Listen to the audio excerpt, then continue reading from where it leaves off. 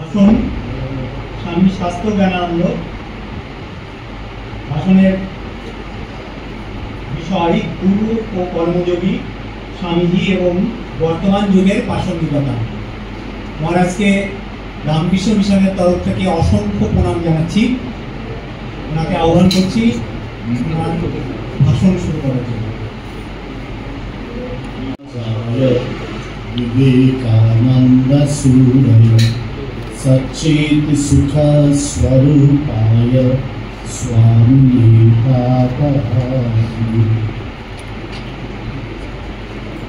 मंचे उपविष्ट आছেন এই আশ্রমের সম্পাদক মহারাজ পূজ্যপাদ শ্রীমৎ স্বামী আনন্দময়ানন্দজি। উপস্থিত আছেন আজকের অপর বক্তা ডক্টর শ্রীহরণ চক্রবর্তী। কিছুক্ষণ আগেই ছিলেন পূজ্যপাদ শ্রীমৎ স্বামী জ্ঞানলোকানন্দজি মহারাজ। এছাড়াও এই আশ্রমের পূজ্যপাদ সন্ন্যাসী মহারাজেরা ও অন্যান্য ব্রহ্মচারী মহারাজেরা রয়েছেন। আপনারা ভক্তবৃন্দ রয়েছেন।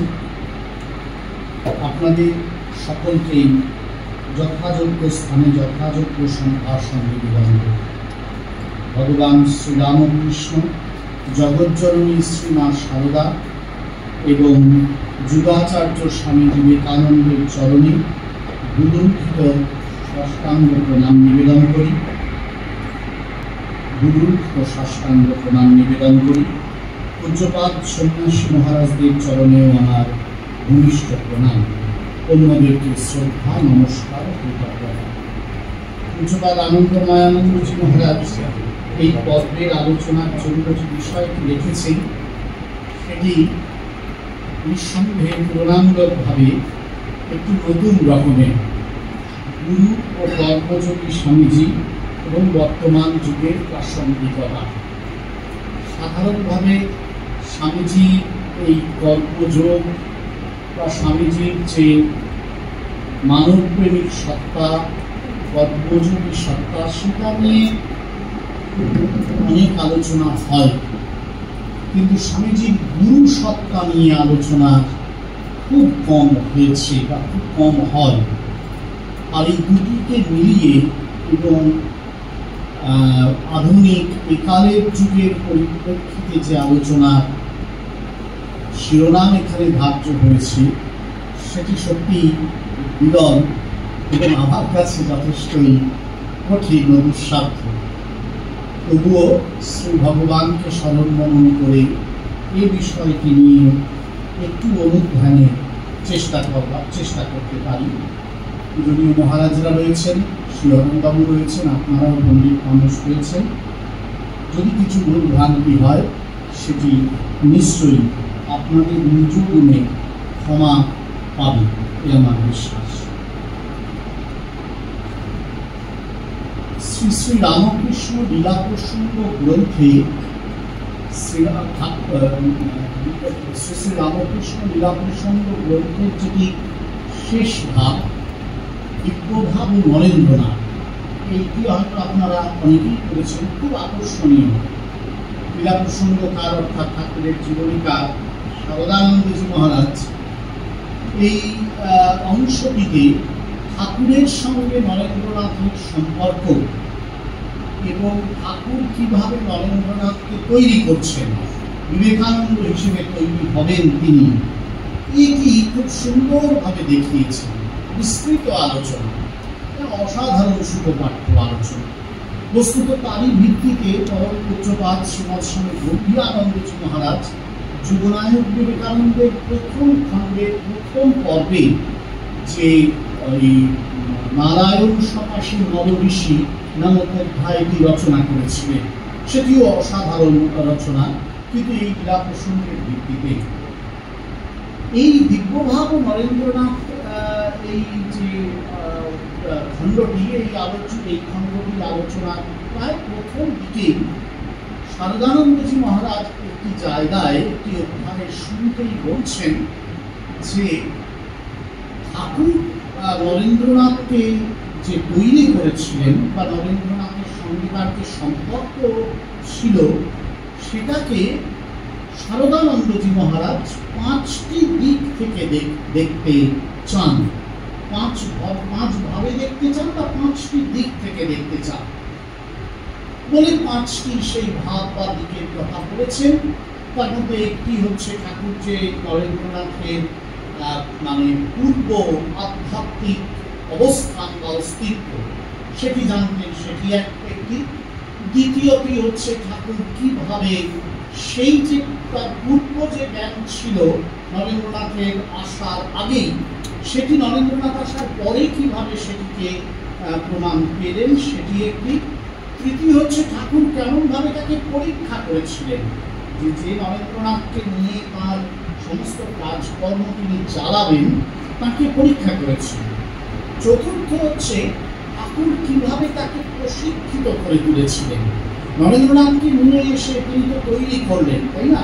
কৃষ্ণনগর ভাস্কর্যের জায়গা, পুতুল প্রতিমা তৈরির জায়গা। এখানকার অনেক মানুষ জানেন কিভাবে মাটির তাল থেকে একটি প্রতিমা তৈরি হয়, ভাস্কর কিভাবে তৈরি করেন। দক্ষিণেশ্বরের যে রসায়নাগার তার কথা বলছিলেন, পরীক্ষণাগার তার কথা বলছিলেন, সেখানে সত্যি এইভাবেই শ্রীরামকৃষ্ণ কাদার তাল থেকে তৈরি করেছিলেন বিবেকানন্দ নামক একটি অপূর্ব বিগ্রহকে। সেইটি তৈরি করার যে শিক্ষা সেটি কিভাবে দিলেন সেটি চতুর্থ। পঞ্চম শারদানন্দজি বলছেন যে এই যে রামকৃষ্ণ সংঘ তৈরি হলো, রামকৃষ্ণ মঠ মিশন, মায়ের কৃপায় ঠাকুরের কৃপায় আমরা যা যে সংঘের চরণাশ্রয় লাভ করতে পেরেছি, আপনারা যে সংঘের বিরাট মহিরুহের তলায় এসে দাঁড়াতে পেরেছেন, সেই সংঘ এই রামকৃষ্ণ মঠ মিশন তৈরি করতে হবে, সংঘ তৈরি করতে হবে, পরিচালনা করতে হবে। এই বিষয়টিকে কিভাবে তিনি নরেন্দ্রনাথের মধ্যে প্রবেশ করিয়ে দিয়েছিলেন। এই 5টি দিক থেকে শ্রীরামকৃষ্ণ নরেন্দ্রনাথকে নরেন্দ্রনাথের সঙ্গে তার সম্পর্ককে তৈরি করেছিলেন।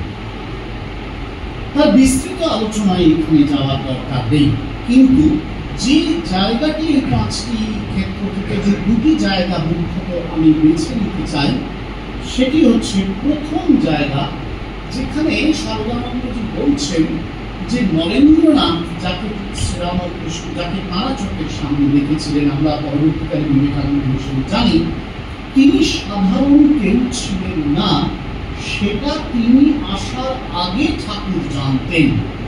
এবং আপনাদের সবার নিশ্চয়ই খেয়াল আছে, অত্যন্ত পরিচিত ঘটনা, যে ঠাকুর একদিন সমাধি মার্গে একেবারে অনেক উঁচুতে চলে গেলেন, তারপর অনেক উচ্চ মার্গে চলে গেল এবং সেখানে গিয়ে অখণ্ড আর খণ্ডের ঘরের ভেদরেখা যেখানে আছে সেখানে মনটি উপস্থিত হলো। অখণ্ডের ঘরে সেখানে তিনি 4 জন ঋষিকে ধ্যানমগ্ন দেখতে পেলেন এবং তাদের মধ্যে একজন ঋষির গলা জড়িয়ে ধরল এক শিশু। সে বলল যে, এবং তাতে ঋষির ধ্যান ভঙ্গ হলো। তখন শিশুটি সেই ঋষিকে বলল, আমি যাচ্ছি, তোমাকেও আসতে হবে। ঠাকুর 2টি কথাই বলেছেন। এক, নরেন্দ্রনাথ আসার সঙ্গে সঙ্গে তিনি চিনেছিলেন এই হচ্ছে সেই ঋষি যাকে তিনি দেখেছিলেন অখণ্ডের ঘরে। 2, এটাও ঠাকুর বলেছিলেন যে ওই বালক ছিলেন তিনি নিজে। সুতরাং ঠাকুর শুধু দর্শন করেছিলেন তা নয়, ঠাকুর কিন্তু একেবারে ডেকে নিয়ে এসেছিলেন। নর সকাশে নারায়ণ, নারায়ণ সকাশে নর ঋষি যখন গম্ভীরানন্দজি মহারাজ লিখছেন, তখন এই কারণেই লিখছেন যে শ্রীরামকৃষ্ণ তিনি ডেকে এনেছিলেন এবং নরেন্দ্রনাথ তার সেই উচ্চ আধ্যাত্মিক অবস্থান খেয়াল করতে হবে আমাদের সবাইকে। ঠাকুর বলে গিয়েছেন যে ওই অখণ্ডের ঘরের 4 জনের একজন। অন্য সময় ঠাকুর তাকে বলেছিলেন, আমি জানি তুমি সেই নর ঋষি, স্পষ্ট বলেছিলেন। শারদানন্দজি মহারাজ স্বামীজির উদ্দেশ্যে যে অসামান্য একটি গান লিখেছেন, স্তিমিত চিত্তে সিন্ধু বেদী, এই যে গানটি, সেই গানটিতে বোঝাই যাচ্ছে একেবারে ঠাকুরের সেই দর্শনটিকে সরদানন্দজি মহারাজ নিয়ে এসেছেন। অর্থাৎ বিবেকানন্দ কিন্তু শ্রীরামকৃষ্ণ দর্শন করেছিলেন, বিবেকানন্দকে কিন্তু শ্রীরামকৃষ্ণ দর্শন করেছিলেন তার ইহ জন্মে আসার আগে। এই জন্মে, এই যুগে আসার আগে শ্রীরামকৃষ্ণ তাকে দর্শন করেছিলেন, আহ্বান করেছিলেন। রামকৃষ্ণ অবতারের সাধক হিসেবে অথবা দিব্যভাবে আরূঢ় গুরু হিসেবে যতগুলো অসাধারণ আধ্যাত্মিক দর্শন আছে, আমরা রামকৃষ্ণ সংঘের এই সাধক গুণ যেন কোনোদিন ভুলে না যাই। তার মধ্যে একটি অন্যতম সেরা দর্শন হল শ্রীরামকৃষ্ণের বিবেকানন্দ দর্শন। তাকে তিনি দেখেছিলেন তাঁর আসার আগে সেই অখণ্ডের ঘরের ঘনীভূত জ্যোতি পুঞ্জের মধ্যে ধ্যানমগ্ন সেই অনাদি অনন্ত এক ঋষি বিগ্রহে। এই দর্শনটির গুরুত্ব এই কেন, সেটি আমরা এরপরে আসছি। দ্বিতীয় যে ওই যে পাঁচটি বললাম শারদানন্দজি মহারাজ বলেছেন, আমি বলেছি তার মধ্যে থেকে দুটি শুধু আমরা এই পর্যায়ের আলোচনার জন্য বেছে নেব। প্রথমটি গেল এই, পঞ্চমটিকে এবার বেছে নিচ্ছি। শারদানন্দজি মহারাজ বলেছিলেন যে ঠাকুর যে নরেন্দ্রনাথকে একজন সাধারণ শিষ্য হিসেবে শুধু শিক্ষা দিয়েছিলেন, পরীক্ষা করেছিলেন তা না, সেটা করেইছিলেন। নানান রকম শিক্ষা দিয়েছিলেন, পরীক্ষা করেছিলেন। আছে, আপনারা সবাই জানেন, লীলা প্রসঙ্গে বর্ণনা আছে, কথামৃতেও আছে, স্বামীজির জীবনীতেও আছে। স্বামীজি নরেন্দ্রনাথ আসছেন, দিনের পর দিন ঠাকুর তার সঙ্গে কথাই বলছেন না, একবারে চুপচাপ বসে আছেন, তাই না? তার বেশ কিছুদিন এরকম চলে যাওয়ার পরে একদিন জিজ্ঞাসা করছেন, কি ব্যাপার, আমি তো তোর সঙ্গে কথা বলছি, তুই আসছিস কেন? নরেন্দ্রনাথের স্পষ্ট জবাব, আসছি তার কারণ আপনাকে ভালো লাগে তাই আসছি। এইটা ঠাকুর দেখতে চেয়েছিলেন যে নরেন্দ্রনাথের যে ভালোবাসা, সেই ভালোবাসাটি কতটা খাঁটি। নরেন্দ্রনাথও কিন্তু একই পরীক্ষা ঠাকুরকে করেছিলেন, একটু অন্যরকম পরীক্ষা হবে। আপনারা খেয়াল করতে পারবেন সবাই, আমাদের সবার এটা ধ্যানযোগ্য একটি স্মরণ। নরেন্দ্রনাথের বাবা মারা গেলেন এবং নরেন্দ্রনাথ মারা যাওয়ার পর স্বাভাবিকভাবেই তাদের পারিবারিক অবস্থা খুব খারাপ হয়ে গেল। সেই সময় যে আর্থসামাজিক পরিস্থিতিতে খুব খারাপ হয়ে গেল। নরেন্দ্রনাথ চাকরি বাকরি পাচ্ছেন না, ঘুরে বেড়াচ্ছেন এবং অনেক সময় ঠাকুরের কাছে আসতেও পারছেন না, খুব অনেক গ্যাপ হয়ে যাচ্ছে আর কি আসাটা। এবং তার নামে অনেক কিছু রটতে শুরু করে দিয়েছে, মানে নরেন্দ্রনাথের নামে, যে নরেন্দ্রনাথ সেটা একেবারে চলে গেছে, সে এরকম আজে বাজে জায়গায় যায় ইত্যাদি প্রভৃতি, যা তার নামে রয়েছে। ঠাকুরের কাছেও সেই কথা এখানে এসে পৌঁছেছে। নরেন্দ্রনাথের ঘনিষ্ঠ বন্ধু ভবনা একদিন ঠাকুরের কাছে এই প্রসঙ্গ তুলেছিলেন। ঠাকুর তাকে প্রচন্ড রেগে গিয়েছিলেন এবং বলেছিলেন যে তুই যদি আরেকবার এরকম কথা বলিস তোর মুখ দর্শন করবো, মানে ভবনাথের মুখ দর্শন করবো। নরেন্দ্রনাথের উপর তার এত গভীর বিশ্বাস ছিল, সে কারণে অনেকদিন পর একবার যখন নরেন্দ্রনাথ এসেছেন, দুজনের মধ্যে সেই দেখার দৃশ্য তার বর্ণনা করেছেন, নর্মস্পর্শী দৃশ্য। ঠাকুর বলছেন যে মাঝে মাঝে মনে হচ্ছে যেন তোমাকে হারাই, বলছেন, এবং দুজনেই অশ্রু বিসর্জন করছেন। দুজনেই দুজনের কথা জানেন এবং দুজনেই দুজনের উপর গভীর বিশ্বাস রেখেছেন। এই শিক্ষা, এই পরীক্ষা তো ঘটেইছে। এগোবাচ্ছ আগে কতবার শ্রীরামকৃষ্ণ কিন্তু নরেন্দ্রনাথকে তৈরি করেছেন আরো অন্য গভীর উদ্দেশ্য সাধনের জন্য, সেটা আমরা সবাই কিন্তু জানি। এবং শ্রীরামকৃষ্ণ সংঘ তৈরি হবে, এই রামকৃষ্ণ অবতারের একটি নির্দিষ্ট উদ্দেশ্য আছে। অভয়ানন্দজি মহারাজ পরবর্তীকালে একটি অসামান্য স্তোত্র রচনা করেছিলেন, ওঙ্কার বেদ্য পুরুষপ্রধানা উদ্দেশ্য সাক্ষী নিখিলস্য এইগুলো শুরু হচ্ছে। সেই স্তোত্রের একটি জায়গায় একটি অসাধারণ পঙ্ক্তি লেখা আছে, লিখেছেন অভয়ানন্দজি ঠাকুরের উদ্দেশ্যে, তোমার মোক্ষ সে কৃষ্ণ ত্বং মোক্ষা সেতু ভুবি রামকৃষ্ণ। এই ভুবনে, এই পৃথিবীতে এবারে তুমি হে রামকৃষ্ণ আমাদের মুক্তির সেতু, আমাদের এই সমস্ত জগতের মুক্তির সেতু তুমি। তোমাকে গিয়ে পৌঁছলে তুমি এই সংসার থেকে মুক্তির পারে আমাদের পৌঁছে দেবে। অভেদানন্দজির এই যে প্রত্যয়, এই যে অনুভূতি এবং এই যে প্রকাশ, সে প্রকাশ ঘটানোর জন্য, এই প্রত্যয়কে বাস্তবে আনার জন্য ঠাকুর কিন্তু নির্ধারণ করে দিয়েছিলেন এই নরেন্দ্রনাথকে, বিবেকানন্দ।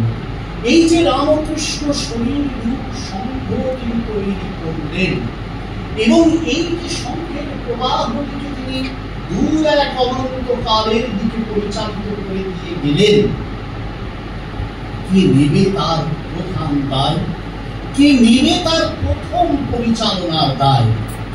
সেটার জন্যই এবার তিনি নরেন্দ্রনাথকে বিশেষভাবে চিহ্নিত করে এনেছিলেন। ওই যে বললাম, ডেকে এনেছিলেন, শুধু দর্শন করেছিলেন কিন্তু নয়, আহ্বান করেছিলেন, তাকে ডেকে এনেছিলেন এবং সেই রামকৃষ্ণ সংঘের দায় দেওয়ার জন্যে এবং নেওয়ার জন্যে তাকে প্রস্তুত করেছিলেন।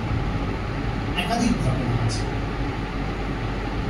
যোগরাজ বিবেকানন্দে গম্ভীরানন্দজি মহারাজ লিখছেন যে তুঝসে हमने दिल को लगाया जो कुछ है सो तू ही है। তুই গাছ যে তুই जो कुछ है सो तू ही है। তাহলে তুই একা কেবলমাত্র সমাধিতে মগ্ন হয়ে থাক। ওই একই অধ্যায়ে পরের পৃষ্ঠাতেই যোগরাজ বিবেকানন্দে গম্ভীরানন্দজি বলছেন, সেটি অনেক বেশি পরিচিত ঘটনা। সুখদেবের মতন সমাধি মগ্ন হয়ে থাকতে চেয়েছিলেন নরেন্দ্রনাথ, ঠাকুর তাকে তিরস্কার করেছিলেন। সেই তিরস্কারটাও আপনাদের সবার জানা, যে তুই একদিন বিরাট বড় বৃক্ষের মতো হবি, এসব আমি ভেবেছিলাম। এই যে দুটি স্পষ্ট বক্তব্য, এই বক্তব্যের মধ্য দিয়ে নরেন্দ্রনাথের জীবন দর্শনটাকে তিনি পাল্টে দিচ্ছেন। ভারতবর্ষের আধ্যাত্মিক সাধনায় সন্ন্যাসী সম্প্রদায় দীর্ঘদিন ধরে সাধনা করেছে।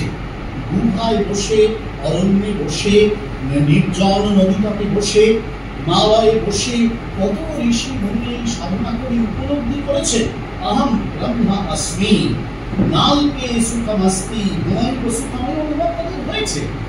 কিন্তু এই অনুভবটাকে তো বাইরে আনতে হবে, এই জগতের মধ্যে তাকে প্রমাণ করতে হবে, এটাকে প্রতিষ্ঠা করতে হবে।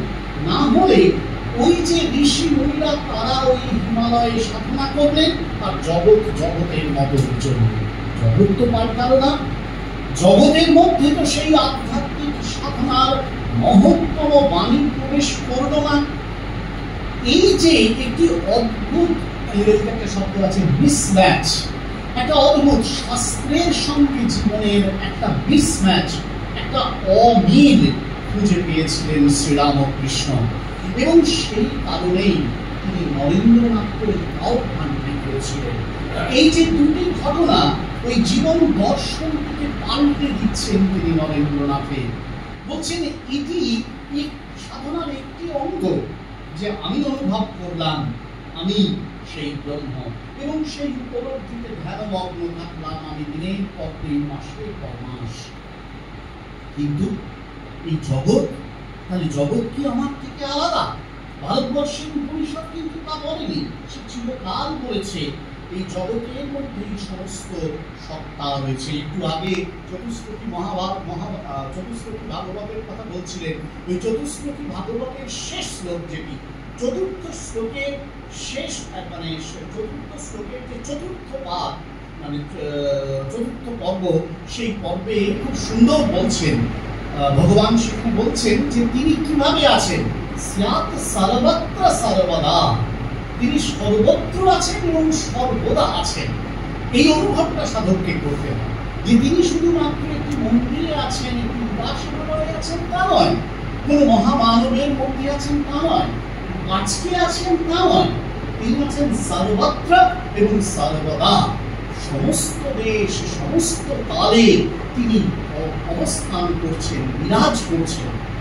এই যে অসাধারণ ভারতীয় শাস্ত্রীয় অনুভূতি, সেই অনুভূতি থেকে শ্রীরামকৃষ্ণ শ্রী নরেন্দ্রনাথের প্রতি জাগিয়ে দিলেন এবং এটি হচ্ছে মহাসংঘের প্রস্তুতির সূচনা। তারপর তিনি তাকে সমস্ত শক্তি দান করলেন, ফকির হয়ে গেলেন, শ্রী শ্রী মাকে তাদের মধ্যে প্রতিষ্ঠা করলেন। ঠাকুর 1886 15ই আগস্টে, ইংরেজি মত অনুযায়ী 16ই আগস্ট, আমাদের বাংলা মত অনুযায়ী 15ই আগস্ট মধ্যরাত্রি পার হওয়ার পর মহাসমাধিতে মগ্ন হলেন চিরকালের জন্য, প্রকট লীলা শেষ করে। ওই দিন দিনের বেলা নরেন্দ্রনাথ দাঁড়িয়ে আছেন, শ্রী শ্রী মা আছেন, নরেন্দ্রনাথের সঙ্গে আরো কয়েকজন আছেন, শ্রী শ্রী মা কাঁদছেন। ঠাকুর তাকে সান্ত্বনা দিচ্ছে। ওই 15ই আগস্টের দিনের বেলা ঠাকুর তাকে সান্ত্বনা দিচ্ছে, তুমি কাঁদছো কেন, করেছে তোমার উপর, এরা বলে পরিষ্কার নরেন্দ্রনাথের দিকে দেখাচ্ছেন। নরেন্দ্রনাথ তাদের নেতা। দক্ষিণেশ্বরে একদিন শিবজ্ঞানে জীবসেবার বার্তা শুনিয়েছিলেন। নরেন্দ্রনাথ সেটা শুনে বলেছিলেন, এক অদ্ভুত আলোক তিনি ঠাকুরের কথায় পেলেন, বেদান্তকে তিনি ঘরে নিয়ে আসবেন। কাশীপুরের উদ্যান বাটিতে সমাধিমগ্ন হয়ে থাকার বাসনার মূলোচ্ছেদ করে স্বামীজিকে, নরেন্দ্রনাথকে তিনি নামালেন এই জগতের যুদ্ধক্ষেত্রে। আর মহাসমাধির দিন, সেই যে মহাসংঘ প্রতিষ্ঠিত হবে, সেই মহাসংঘের শিরে স্থাপন করে দিলেন শ্রী শ্রী মাকে। আমাকে যেমন এরা দেখছেন, খুব গুরুত্বপূর্ণ, আমাকে যেমন এরা দেখছে, ঠাকুর তাদের মাথার মণি, তোমাকেও ওরা তেমনই দেখবে, মাও হবেন তাদের মাথার মণি।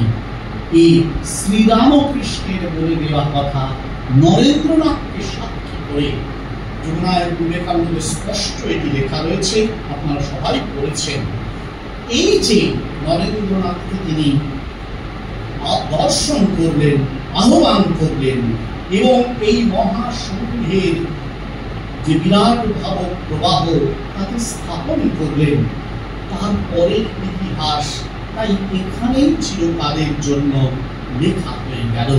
নরেন্দ্রনাথ বিবেকানন্দ হয়ে উঠলেন এবং সেই বিবেকানন্দ কি করবেন সেটা নিয়ে আর কোনো দ্বিধা কিন্তু ছিল না। বিবেকানন্দ কিন্তু আসলে একজন আধ্যাত্মিক জগতের সেই ব্রহ্মজ্ঞ পুরুষ, একজন সত্যিকারের সনাতন ভারতবর্ষের আধ্যাত্মিক পরম্পরা তথা ঐতিহ্যের ভাববাহী একজন সন্ন্যাসী। এই যে তার পরিচয়, সেই পরিচয়টিকেই শ্রীরামকৃষ্ণ তৈরি করে দিয়েছিলেন। তাকে ডেকে এনে তিনি একজন সাধারণ সমাজ সংস্কারক করে দিতেই পারতেন, অসুবিধা ছিল না, তাই না? তাকে ডেকে এনে একজন সাধারণ সমাজ সংস্কারক করতে অসুবিধা কি ছিল? একটুও ছিল না। সেটা তার মোটেই তার ইচ্ছা ছিল না, একেবারেই ইচ্ছা ছিল না। আমি দুটো ঘটনার কথা সঙ্গে স্মরণ করি যে বিবেকানন্দ আসলে কিন্তু আধ্যাত্মিক ব্রহ্মজ্ঞ পুরুষ, সেই শিবাবতার, নবঋষির অবতার, অখণ্ডের ঘরের একজন, সেই জ্যোতির্ময় ব্রহ্মজ্যোতির বিগ্রহ তিনি। এটি যেন ভুল না হয় আমাদের। এইটিকে শ্রীরামকৃষ্ণ চোখ দিয়েছিলেন। দুটি ঘটনা এক্ষেত্রে আমরা স্মরণ করতে পারি।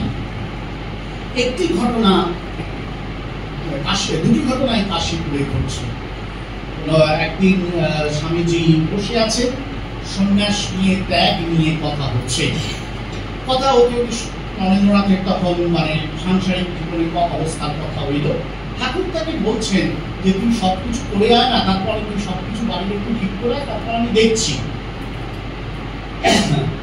নরেন্দ্রনাথ বলছেন যে হ্যাঁ, তিনি একটু চাকরি বাকরি খোঁজ করছেন, বাবা মায়ের একটু ব্যবস্থা করতে চান। এরকম কথা চলতে চলতে হঠাৎ করে ঠাকুর বলে উঠলেন, দেখছি খুব। শুনেই নরেন্দ্রনাথ বলছেন খুব কি? বলছেন খুব ত্যাগ হয়ে আসছে। নরেন্দ্রনাথকে ইঙ্গিত করে বলছেন খুব ত্যাগ হয়ে আসছে। নরেন্দ্রনাথ কিন্তু আসলে এই ত্যাগের মূর্ত বিগ্রহ। এই যে ত্যাগপ্রতি সন্ন্যাসী হিসেবে তিনি দাঁড়াবেন, সেটা কিন্তু সেদিন শ্রীরামকৃষ্ণ ঠিক করে দিয়েছিলেন। যখন গঙ্গাসাগর, দ্বিতীয় ঘটনা, গঙ্গাসাগরগামী সাধুদের গুরুগোপালদা গেরুয়া বস্ত্র দিতে চাইলেন, ঠাকুর বারণ করলেন, দিতে বললেন নরেন্দ্রনাথ প্রমুখ দ্বাদশ যন্ত্র দেওয়াও হল। সেজন্যই ওনারা সবাই বলেছিলেন কাশ্মীরেই তাদের সংঘ প্রতিষ্ঠা। সুতরাং নরেন্দ্রনাথকে এই আধ্যাত্মিক শক্তি সম্পন্ন বিশেষ পুরুষ রূপে শ্রীরামকৃষ্ণ এই জগতের কাছে দান করে গেলেন। শ্রীরামকৃষ্ণ যে বিবেকানন্দকে দান করে গেছেন, তিনি মানব প্রেমিক বিবেকানন্দ, শিক্ষাবিদ বিবেকানন্দ, স্বদেশ প্রেমিক বিবেকানন্দ কিনা জানি না, কিন্তু আধ্যাত্মিক দিক থেকে বিশেষ আধিকারিক পুরুষ বিবেকানন্দ তিনি। এ বিষয়ে কোনো ভুল নেই। স্বামীজির পরবর্তী জীবন এর মুহুর্মুহু সাক্ষ্য দেয়। আমরা তার কয়েকটি মাত্র দৃষ্টান্ত এখানে উদ্ধার করব এবং দেখবার চেষ্টা করব সারা জীবনের কর্মযোগের মধ্য দিয়ে এই আধ্যাত্মিক আধিকারিক পুরুষ বিবেকানন্দ কিভাবে জেগে উঠেছেন, কিভাবে জাগরুক থেকেছেন। কোনো ভুল নেই, সারা জীবন এই সেবাযোগকে তিনি নিয়ে এসেছেন, কিন্তু সেবাযোগ তিনি আনতে পারতেন না যদি না তিনি এই আধিকারিক পুরুষ হতেন। আধ্যাত্মিক দিক থেকে এই শক্তি তার থাকত। আপনারা নিশ্চয়ই সবাই স্বামীজির পদম প্রান্তে বইটি পড়েছেন। স্বামী শ্রীমৎ স্বামী অদ্বৈতানন্দজির লেখা এই গ্রন্থটি অসাধারণ একটি গ্রন্থ, স্বামীজির শিষ্যদের জীবন গ্রন্থ। সেখানে এই ঘটনাটি উল্লেখ আছে, আপনারা দেখতে পাবেন। খুব সুন্দর ঘটনাটি উল্লেখ রয়েছে। পরবর্তীকালে অন্যত্র এই ঘটনাটি আরো উল্লেখ পাওয়া যায়। স্বামীজি তখন পাশ্চাত্য থেকে ফিরছেন। ফিরে স্বামীজি ভেবেছেন চেন্নাইয়েও আসবেন। ঘটনাটা চেন্নাই বিচ বা কোকোনাম বিচ কোন একটা জায়গা, আমার জায়গাটা একটু ভুল হতে পারে। তার কোন একটি সমুদ্র তীরে সেই শহরে স্বামীজি সেদিন আসার কথা। স্বামীজি এসে পৌঁছবেন। তা পুরো শহরটা, ওই অঞ্চলটা যেখানে স্বামীজি থাকবেন, সেটিকে আলোকমালায় একেবারে সজ্জিত করা হয়েছে, দারুণভাবে সাজানো হয়েছে। এমনকি ওই সি বিচ যেটা, সমুদ্র তীর যেটা, সেখানেও প্রচুর আলোকমালা দেওয়া হয়েছে। এবং সেখানে ওই যারা জেলেদের ছেলে মেয়েরা, তারাও খুব আনন্দে হইচই করছে, উৎসবে একবারে একটা উৎসবে মেতে উঠেছে। সৈন্যবাহিনীতে কাজ করতেন একজন যুবক, তিনি স্বামীজিকে দর্শন করবেন বলে ছুটে এসেছেন দূর দেশ থেকে ওই সি বিচে, ওই সমুদ্র তীরে। স্বামীজি বক্তৃতা দেবেন ওই সমুদ্র তীরের পাশে একটি জায়গায়। স্বামীজিকে দেখবার জন্য ছুটে এসেছেন। বক্তৃতাটি একটু পরে হবে, তিনি সমুদ্র তীরে এসছেন, দেখছেন জেলেদের ছেলে মেয়েগুলো তারাও খুব আনন্দ করছে, হইচই করছে। তা তিনি তাদের কয়েকজনের কাছে গেলেন, তিনি জিজ্ঞেস করলেন, তোমরা এত হইচই করছো কেন, এত আলো ভালো সাজানো, কি ব্যাপার বলো তো? একটি ধীবর সন্তান উত্তর দিল, জানতা নেহি জগৎ গুরু আজ্ঞা, জানতা নেহি জগৎ গুরু আজ্ঞা। এই জিজ্ঞাসু ব্যক্তিটি সুরজ রাও, যিনি পরবর্তীকালে নিশ্চলানন্দ নাম গ্রহণ করেছিলেন, নিশ্চয়ানন্দ নাম গ্রহণ করেছিলেন। কঙ্খলে দীর্ঘদিন ছিলেন, কঙ্খল নাম তৈরি হাতে তৈরি, অসাধারণ। নিশ্চয়ানন্দজি নাম গ্রহণ করেছিলেন, মানে গ্রহণ করেছিলেন, স্বামীজির দ্বারা প্রদত্ত হয়েছিল। ঘটনাটি এই কারণে অসাধারণ যে দেখুন, বিবেকানন্দ এসে পৌঁছচ্ছেন। এই যে বিবেকানন্দ এসে পৌঁছচ্ছেন, বিবেকানন্দ পাশ্চাত্য বক্তৃতা দিয়েছেন এবং ওই দক্ষিণ ভারতে তারা ছিলেন, সব কথা ঠিক। তার বক্তৃতার মহিমা দারুণ, দারুণ পাণ্ডিত্য, দারুণ ইংরাজি বলেন। ওই যুবক সন্তানের একটা বুঝতে পারবে, বা ওই পল্লীর মানুষরাও কিটা বুঝতে পারবে, একটাও পারবে না, কিচ্ছু পারবে না। স্বামীজি যা ইংরেজি বলে কিছু বুঝতে পারবে। কিন্তু বিবেকানন্দের মধ্যে সেই গুরু শক্তি জাগরিত হয়েছে, যে গুরু শক্তি তিনি আসার সঙ্গে সঙ্গে ছড়িয়ে গেছে চারিদিকে। এবং তার ফলেই কিন্তু তিনি আসার সঙ্গে সঙ্গে সেই গুরু শক্তি ছড়িয়ে গেছে, তার অদৃশ্য প্রভাব ওই পল্লীতে পৌঁছেছে, তথাকথিত অশিক্ষিত মানুষদের মধ্যে পৌঁছেছে। তারাও বুঝতে পেরেছে যে একজন জগৎ গুরু এসে গিয়েছেন। গুরু শক্তি জাগ্রত না হলে এটা করতে পারে না। স্বামীজি সমস্ত কর্মশক্তি অনুপ্রাণিত হয়েছিল বা পরিচালিত হয়েছিল এই গুরু শক্তির দ্বারা। সেটা আগেও হয়েছে, আমরা অনেক পরের ঘটনা বললাম। আরেকটি বিখ্যাত ঘটনা, এটাও আপনারা জানেন, নিবেদিতাকে ব্রহ্মচর্য দান করলেন স্বামীজি বেলুড় মঠে, এবং ওই যে ব্রহ্মচর্য দান করলেন, তারপর নিবেদিতার সঙ্গে যে অসাধারণ তার কথোপকথন বা নিবেদিতার উদ্দেশ্যে তার যে আশীর্বাণী, সে আশীর্বাণী যেন ফলিত হয়ে থাকার মতন, এবং নিবেদিতাকে তিনি ভারতবর্ষের জন্য উৎসর্গ করছেন। খুব কম কথা বলেছিলেন স্বামীজি সম্পর্কে স্বামীজির সমকালের আরেকজন মানুষ, কিন্তু গুরুত্বপূর্ণ কথা বলেছিলেন, অতি বিখ্যাত মানুষ রবীন্দ্রনাথ ঠাকুর। খুব কম কথা বলেছিলেন স্বামীজি সম্পর্কে, কিন্তু কয়েকটা গুরুত্বপূর্ণ কথা বলেছিলেন। তার মধ্যে একটা এই কথা, দিলীপ রায়কে, দ্বিজেন্দ্রলাল রায়ের ছেলে দিলীপ রায়, তাকে লন্ডনে একটি বিশেষ কথালাপের প্রসঙ্গে রবীন্দ্রনাথ বলেছিলেন, জানো দিলীপ, প্রসঙ্গটা আমি এখানে ছেড়ে দিচ্ছি, আমি ওই কথাটুকু উল্লেখ করছি, জানো দিলীপ, আমি দেখেছিলাম বিবেকানন্দ কেমন করে নিবেদিতাকে শিক্ষিত করে তুলছেন। তার আধ্যাত্মিক শক্তি দিয়ে তিনি নিবেদিতাকে দীক্ষিত করছেন ভারতবর্ষের সেবার মন্ত্রে। তিনি ওদের কাছ থেকে কিছু চাননি, তিনি ওদেরকেই পাল্টে দিয়েছিলেন। রবীন্দ্রনাথের মতন মানুষ কিন্তু এটা বোঝবার চেষ্টা করেছেন যে বিবেকানন্দ এই যে নিবেদিতাকে তৈরি করছেন, এর মধ্যে ওই অসাধারণ গুরু শক্তি তার প্রকাশ পাচ্ছে, এবং এই আধিকারিক যে গুরু শক্তি, আধ্যাত্মিক শক্তি, সেটি বিবেকানন্দকে প্রণোদিত করেছে বা বিবেকানন্দকে পরিচালিত করেছে এই যাবতীয় তার বিষয়কে রূপান্তরিত করবার জন্য। আরো একটি ঘটনা এই প্রসঙ্গে উল্লেখ করতে পারি। এটি স্বামীজি বিদেশ থেকে ফিরে আসা, প্রথমবার বিদেশ থেকে ফিরে আসার পর ঘটেছিল। স্বামীজি কয়েকজনকে সন্ন্যাস দীক্ষা দিয়েছিলেন। প্রথম যাদের সন্ন্যাস দীক্ষা দিলেন, তাদের মধ্যে এই ঘটনাটি জীবনীতে অল্প রয়েছে, অন্যত্র একটু বিস্তৃত আকারে বলা হয়েছে। বিশেষত পরম পূজ্যপাদ স্বামী প্রভানন্দজি মহারাজ রামকৃষ্ণ মঠের আদিকথা নামক গ্রন্থে ঘটনাটি একটু বেশি উল্লেখ করেছেন। স্বামীজি কয়েকজনকে সন্ন্যাস দিলেন। এই যাদেরকে সন্ন্যাস দিলেন প্রথম, তাদের মধ্যে একজন ছিলেন যাকে সন্ন্যাস দেওয়ার ক্ষেত্রে স্বামীজির অন্যান্য গুরু ভাইরা খুব আপত্তি করেছিলেন। আপত্তি করার হয়তো কিছু যুক্তিসঙ্গত কারণও ছিল। তার কারণ সন্ন্যাস গ্রহণ করতে গেলে যে অধিকার দরকার, যে এলিজিবিলিটি দরকার, তার ওই পার্টিকুলার মানুষটির সেটি ছিল কিনা, এই নিয়ে তাদের সন্দেহ ছিল। প্রসঙ্গত বলে রাখি, স্বামীজিও কিন্তু গুরু ভাইদের মতেরই অনুপন্থী ছিলেন। তিনিও বলেছিলেন, তিনিও মেনেছিলেন, হ্যাঁ ওর একটু অসুবিধা আছে, কিন্তু তবুও তাকে তিনি সন্ন্যাস দিয়েছিলেন এবং বলেছিলেন, আমরা যদি ওদের মতন লোককে স্থান না দিই, তাহলে ওরা কোথায় যাবে, ওরা যাবে কোথায়? স্বামীজি এই গুরু শক্তি প্রকাশ পেয়েছে।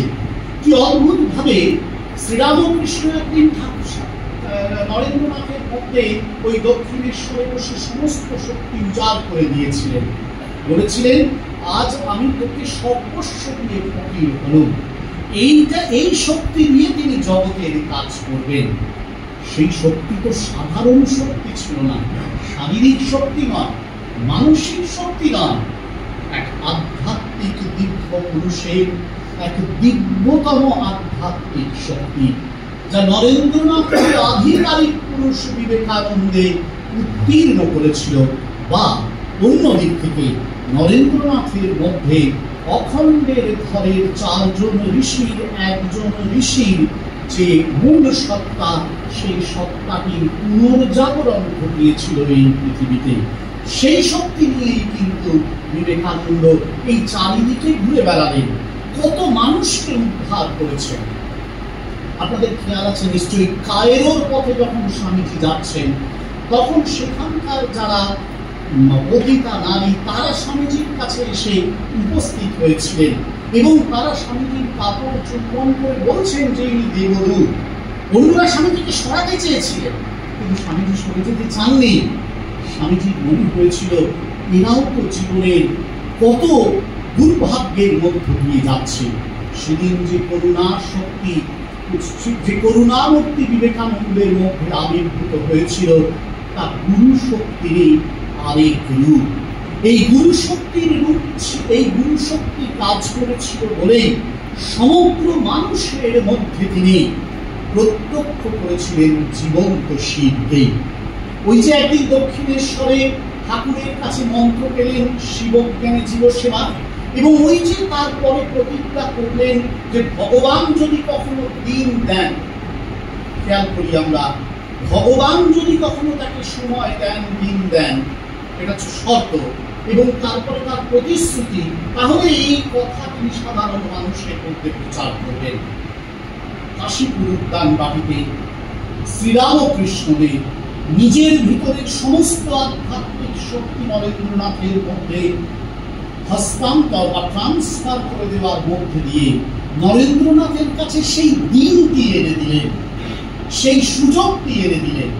এবার নরেন্দ্রনাথ সেই আধ্যাত্মিক শক্তি নিয়ে, তার সেই জাগ্রত জ্যোতির্ময় ঋষি বিগ্রহ সত্তা নিয়ে, ব্রহ্মজ্যোতিকে সমুদ্রভাসিত সত্তা নিয়ে সমগ্র জগতের মধ্যে শিবকে দর্শন করবেন, করছেন।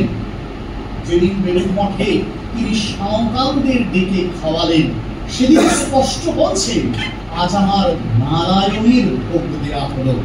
নারায়ণের ভোগ তিনি দিচ্ছেন, সাঁওতাল মানুষদের তিনি খাওয়াচ্ছেন না। যখন তিনি বলেন, তোমরা যাকে মানুষ বলে ভুল করো, আমি তাকে ঈশ্বর বলে উপাসনা করি, তখন বোঝা যায় ওই আধ্যাত্মিক গুরু শক্তি, আধিকারিক শক্তি তার মধ্যে জাগ্রত হয়েছিল বলে এই যাবতীয় সেবাযজ্ঞের আয়োজন করা এবং এই সেবাযজ্ঞকে প্রবর্তন করা তাঁর পক্ষে সম্ভব হয়েছিল।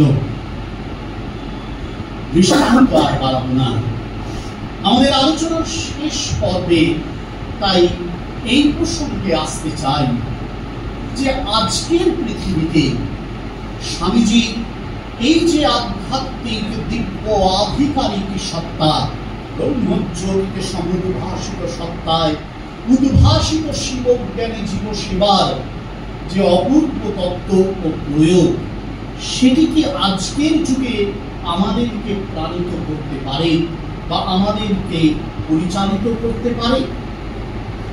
এ প্রশ্নের আকারে না রেখে শুধু অভিজ্ঞতার আকারেই আমরা বিচার করতে পারি। আমরা এবং আপনারা যারা আজ রামকৃষ্ণ সংঘের এই বিরাট ছায়া তলায় এসে মায়ের কৃপায়, ঠাকুরের কৃপায় দাঁড়াতে পেরেছি, আমরা বিস্মিত হয়ে দেখছি যে এই সংঘের সেবা কার্য বিবিধ রূপে কত বিস্তৃত হয়ে চলেছে।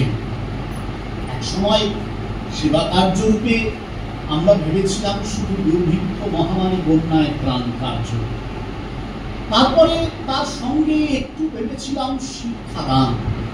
আজ রামকৃষ্ণ সংঘের দিকে তাকিয়ে বিস্ময়ে আমরা নিজেরাই বিমূঢ় হয়ে যাই।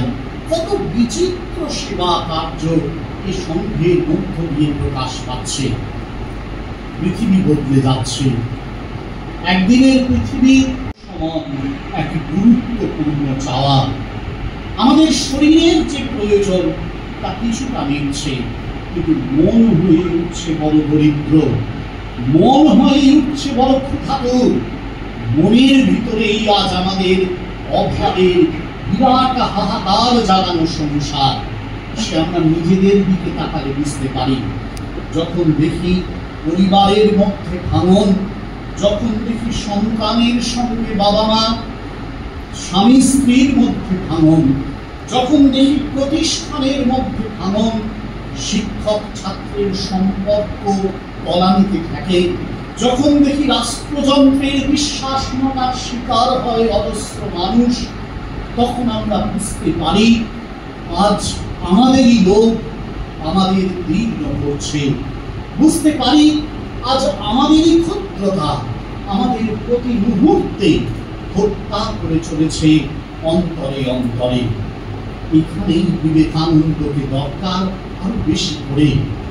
তিনি যে সেবাযোগের কথা বলেছিলেন তা তো কেবল শারীরিক আর্তত্রাণ ছিল না, সে সেবাযোগের আরেকটি দিক, অবশ্যই গুরুত্বপূর্ণ দিক, আমাদের মানসিক আর্তত্রাণ, আমাদের আত্মিক আর্তত্রাণ।